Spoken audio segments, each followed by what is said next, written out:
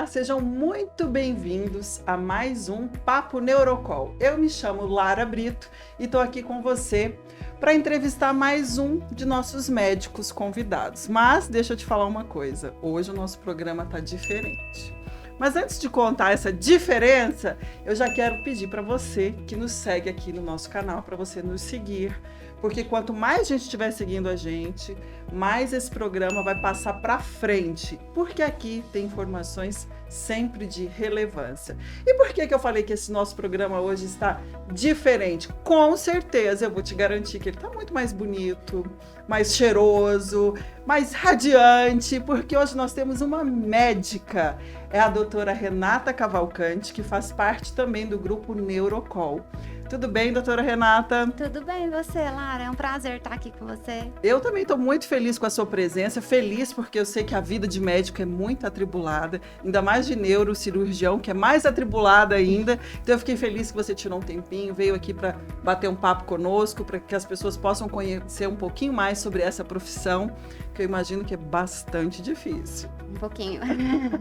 Doutora Renata, conta pra gente o seguinte, como é que foi essa escolha da medicina? Porque a gente estava aqui batendo um papo em off e eu já descobri que ela passou muito cedo no vestibular e eu queria saber se a medicina foi o quê? Uma influência? Foi uma escolha direta, indireta? Ou assim, depois na adolescência mesmo, na hora de escolher um curso, você falou, não, vai ser a medicina. Como que foi essa história? Conta pra gente. Então, Lara, desde sempre, eu sempre quis fazer algo da área da saúde. E inicialmente eu queria até odonto, eu não pensava em medicina. E ali pelo segundo, terceiro ano do ensino médio, eu fui para medicina, já cabeça direta mesmo. Passei no vestibular e daí segui. Minha família, meu pai é médico, meu padrinho também, daí acaba que a gente tem um pouco de influência na questão de assistir ele cuidando das pessoas. E isso sempre eu achei muito bonito, esse cuidado na área da saúde, né, de estar sempre muito próximo do paciente. Isso sempre me atraiu bastante. Então, da área da saúde eu sempre quis. Aí eu tive essa mudança só da odonto para medicina, que eu sou muito satisfeita, graças a Deus. E assim, é até interessante você ter falado isso, porque eu vejo que existe também um movimento dos estudantes, porque é muito difícil passar num curso de medicina. Tem que se dedicar muito, estudar muito, mas eu vejo que há uma migração, você falou, você gosta da área da saúde, sempre soube que seria a área da saúde, mas tem meninos e meninas que não conseguem passar no vestibular para medicina e acabam escolhendo a odontologia. Serão profissionais frustrados ou você acha que tem alguma relação? Não, eu acho que tem muita relação, sim.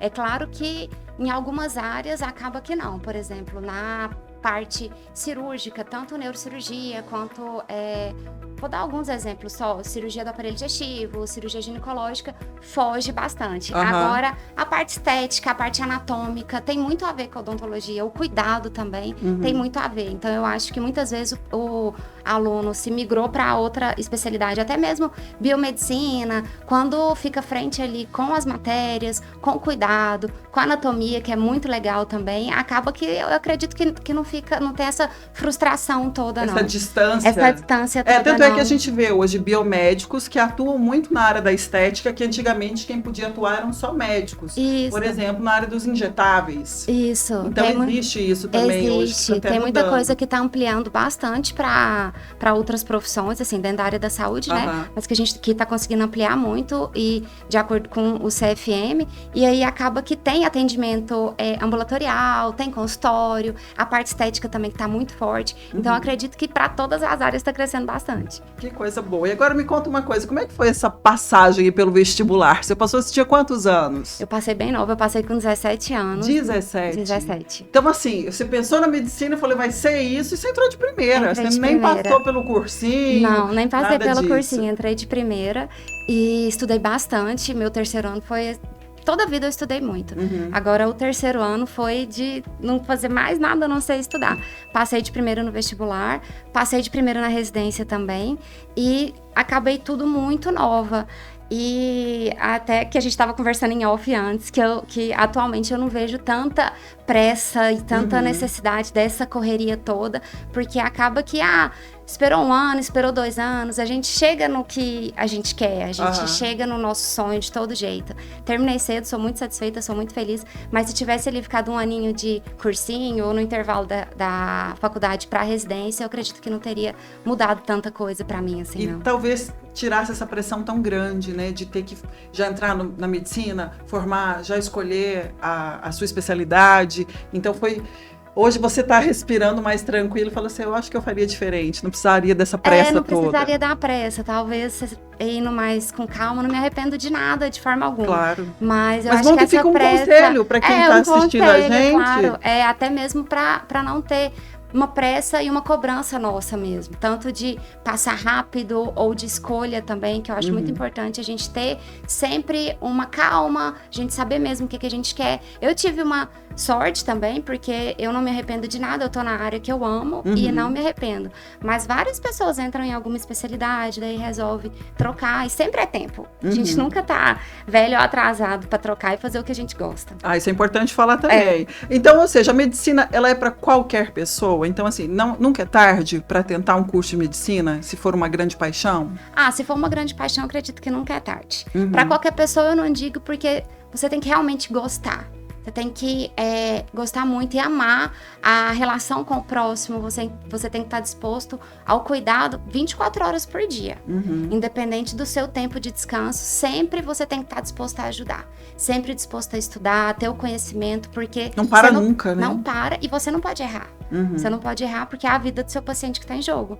Então, a gente tem que ter muita responsabilidade, mas se é isso que a pessoa ama, eu acho que nunca é tarde. Não tem problema. E qual foi a instituição que você se formou? Eu formei na PUC, aqui em Goiânia mesmo. Na época que eu entrei, era até Universidade Católica de Goiás. Eu sou da Universidade Católica de Goiás. Eu peguei a Católica, e daí, durante o meu curso, que ela virou Pontifícia Universidade Católica de Goiás, e fiz minha residência também aqui em Goiânia, fiz no Hospital Santa Mônica, e na época era em conjunto com o Hospital das Clínicas. Finalizei minha residência lá, né? Aí hoje eu sou membro titular da Sociedade Brasileira de Neurocirurgia, e depois eu segui com as minhas especialidades em dor.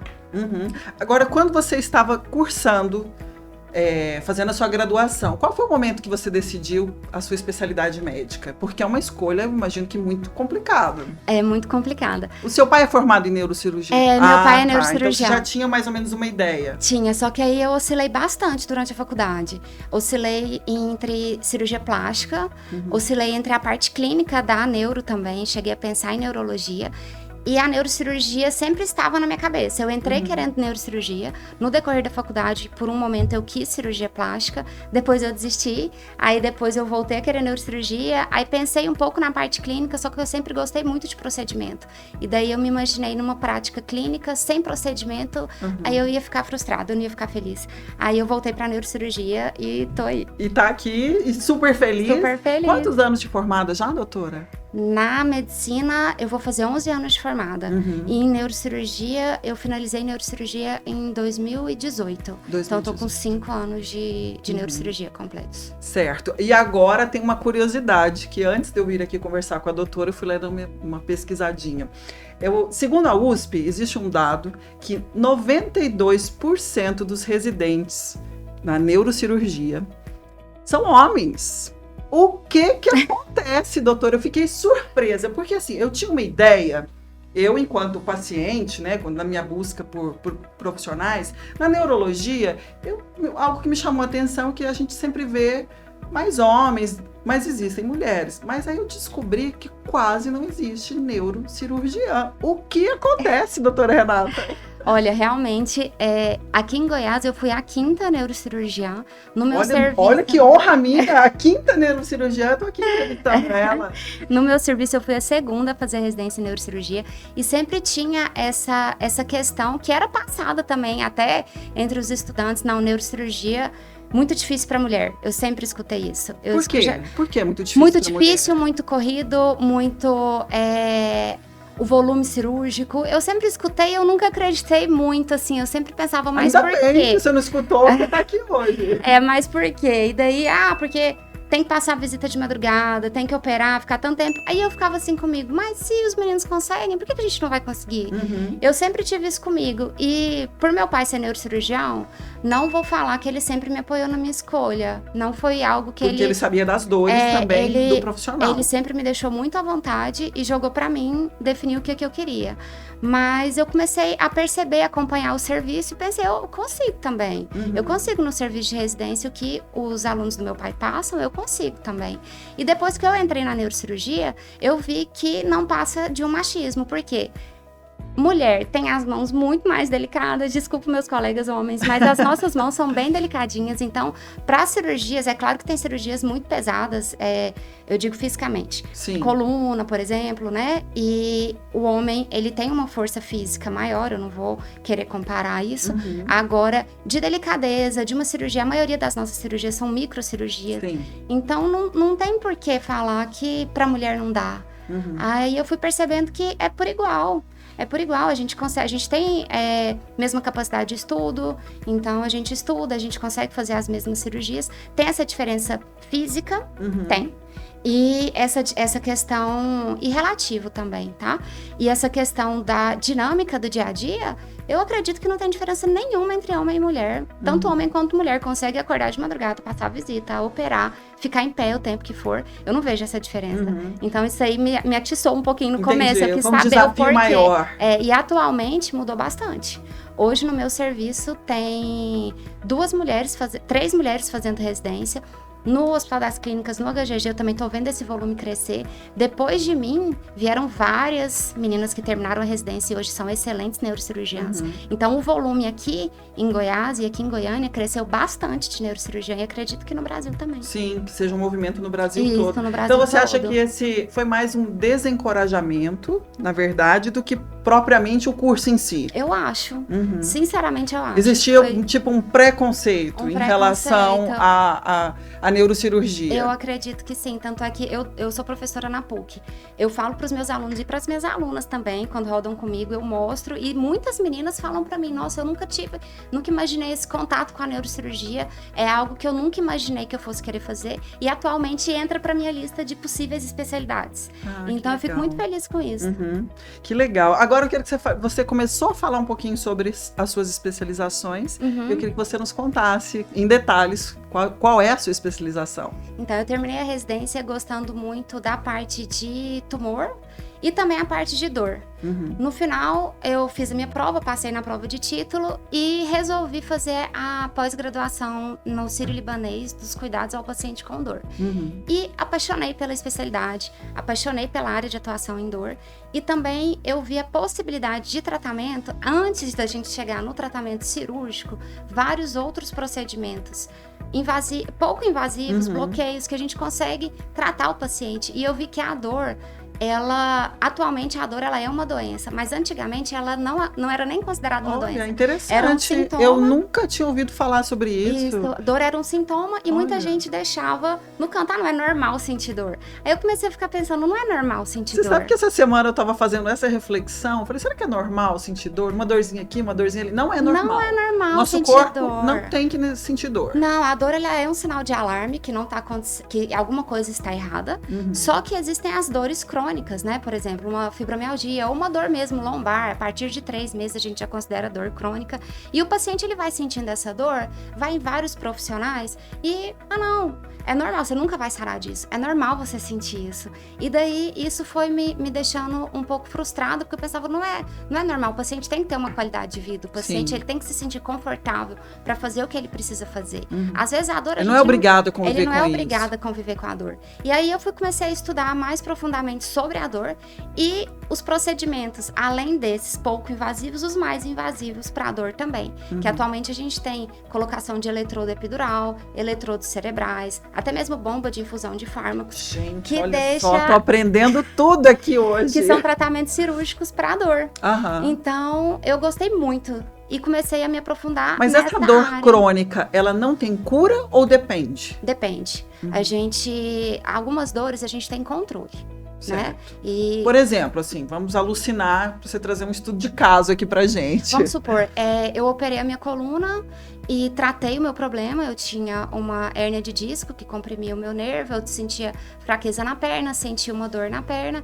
E operei, tratei, resolvi o meu problema, só que a minha dor ali ainda ficou. Eu não tô correndo risco de ficar sem mexer a minha perna, fui tratada. Só que foi um procedimento invasivo, né? Teve lesão tecidual até eu fazer todo esse procedimento. E eu evoluo com uma dor crônica, que a minha causa foi tratada, mas que eu tô com o meu sintoma. Eu estou agora com uma doença, eu estou com uma dor crônica, às vezes até intratável, mas é uma doença, e a partir daí a gente guia o tratamento. A gente pode controlar essa dor, A gente pode controlar, muitas vezes a gente zera a dor, né? Mas o objetivo do tratamento é a gente controlar a dor e deixar o paciente com uma qualidade de vida. O paciente conseguir fazer o que ele costumava fazer antes de ter a dor. Tem paciente que não, antes são coisas pequenininhas, sabe? Por exemplo, antes eu ia no supermercado, eu conseguia seguir com o carrinho de compras tranquilo. E hoje eu não consigo mais. Sinto falta dessa minha independência, sinto falta de conseguir fazer as coisas. Que a dor tornou-se um impeditivo. Que a dor impediu. Às vezes você consegue controlar a dor. O paciente até sabe que a dor tá ali, só que bem fraquinha, só que ele já consegue fazer tudo que ele queria. E isso já é muito satisfatório. Várias vezes também a gente consegue zerar a dor do paciente. Ele chega pra mim, não, antes minha dor era numa escala de 0 a 10, 8. Hoje em dia eu não tô sentindo dor mais. Muitas vezes isso acontece. O objetivo meu do tratamento, é claro que é chegar a isso. Só que muitas vezes eu não consigo isso. Eu consigo uma dor leve, ali em torno de 1, 2, mas que o paciente consegue ter uma vida normal. O paciente volta a ter uma qualidade de vida. E no seu consultório, o que você mais vê dessas dores que aparecem, essa doença chamada dor? Quais são as mais comuns, assim? Dor lombar. Dor lombar. E o paciente que chega com dor no corpo, né? E daí a gente vai ver, a fibromialgia é muito comum, né? Como que é feito o diagnóstico da fibromialgia? A fibromialgia ela é um diagnóstico clínico. A gente avalia de acordo, a gente Existem sintomas específicos. Sintomas específicos, localizações específicas da dor. Uma dor geralmente simétrica, né? Pegando braço, perna. O paciente muitas vezes ele refere que ele tem um cansaço também junto.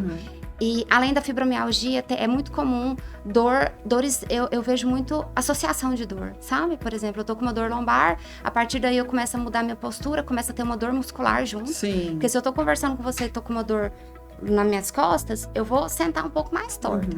E aí eu vou começar a ter uma dor associada muscular. A própria fibromialgia, o paciente ele muda um pouco a postura até para dormir, para sentar, não consegue mais fazer um exercício físico, vai criando pontos dolorosos musculares que junto vai ampliar a dor toda. Então na minha consulta eu tento diferenciar toda a dor do paciente. Não, isso aqui realmente é só da coluna, não, vamos primeiro ver e tratar sua fibromialgia, vamos melhorar a sua questão muscular, vamos ver a sua dor. O que restou daí? Realmente é uma dor lombar axial? O que eu vou ter para te oferecer frente a esse quadro clínico seu? Então, muitas vezes, na dor, tem muita coisa junto. Tem muito fator também social, né? Eu até falo para meus pacientes... Social, você... Social, paciente que já passou por muitos profissionais até, e já ouviu muito que não tem solução. Então, ele já chega um pouco até descrente que vai resolver. Olha, gente, deixa o telefone da doutora Renata Cavalcante anotar. Porque a gente tem tratamento. Então, eu fico... É ruim o paciente já ter essa concepção. Porque a partir daí, fica uma resistência até para o tratamento. Claro, ele chega lá, você vai... propor um tratamento, mas ele já foi em tantos médicos que ele já está um pouco desacreditado. Ele já está desacreditado. E eu sempre passo isso, que tem esse tratamento, e a partir do momento que a gente consegue expor que é uma doença, assim como pressão alta, diabetes, que a gente tem que tratar... Olha, adorei esse conceito. Aí já fica mais fácil. Se você não toma remédio para pressão alta, para diabetes, tem que tomar para dor. Tem que dar importância para isso. Tem que dar importância. Tomar a sua medicação, fazer os seus tratamentos todos, para daí ter uma melhora. E muitos pacientes chegam falando para mim assim, que tem uma ansiedade, uma tristeza muito importante junto. E realmente uma coisa vai piorando a outra, né? E piora. Piora. Essa parte emocional piora. As dores da alma, tudo piora também. Piora. Isso é real. Isso é real. Até na fisiopatologia da dor, a gente vê que tem muito interligada essa questão também de ansiedade. Os tratamentos que a gente usa também, a gente vê que tem resposta a algumas medicações que antigamente eram usadas para ansiedade, depressão, a gente vê que melhora a dor. Tem uma ligação. Então você trata isso também, né? Que tratar junto. Tem que tratar junto. Tem, senão não melhora. A gente tem que tratar junto. Doutora, você acredita que a dor a gente somatiza essa dor, assim? Tem momentos que a gente somatiza, que às vezes o tem paciente momentos... chega lá e ele tá bem, mas por conta dessas questões emocionais, ele acaba adoecendo? Tem momentos que somatiza. Eu não gosto de pôr como minha primeira hipótese. Claro. Porque senão acaba que a gente deixa de investigar outras coisas. Sim, porque você já fala, não, isso é emocional, pode ir pra casa. Isso é emocional, tchau, e não tem jeito. Mas com certeza, piora. Tem paciente meu que claramente fala pra mim, até mesmo pós-operatório, de eletrodo, que é uma cirurgia que eu gosto muito, tem muitos resultados bons. Eu tava muito bem, passei por um problema em casa e eu percebi que piorou um pouco. Esses dias aconteceu da paciente falar pra mim. Aí eu explico e no que eu posso eu ajudo em relação à medicação, substituição, manter sempre a atividade física, né, que ajuda todos os fatores, tanto de dor quanto de questões emocionais também. E daí, o paciente tendo essa consciência, seguindo o tratamento, a resposta é bem favorável. Gente, eu poderia ficar horas e horas aqui com a doutora Renata para ela falar pra gente, porque eu entendo também que no universo gigantesco de pessoas que sentem esse problema, essa doença chamada dor. Todo mundo que você conversa tem sempre uma dorzinha que é a fiel companheira. Muito desagradável, diga-se, mas é a fiel companheira. Eu poderia ficar aqui com a doutora Renata conversando horas e horas e horas. Nós vamos encerrar agora, porque eu quero voltar com a doutora Renata em um próximo programa para a gente aprofundar um pouquinho mais sobre esse assunto de dor, que eu sei que é uma grande dúvida, que eu sei que diversos brasileiros sofre com essa dorzinha que geralmente ela é indesejada. Afinal de contas, ninguém gosta de sentir dor. Então, se você já é o nosso convidado para o nosso próximo programa e a doutora Renata estará aqui conosco. Olha, e não esquece de compartilhar esse conteúdo e de passar a nos seguir aqui, viu, nesse nosso podcast. Obrigada, pessoal. Tchau, tchau.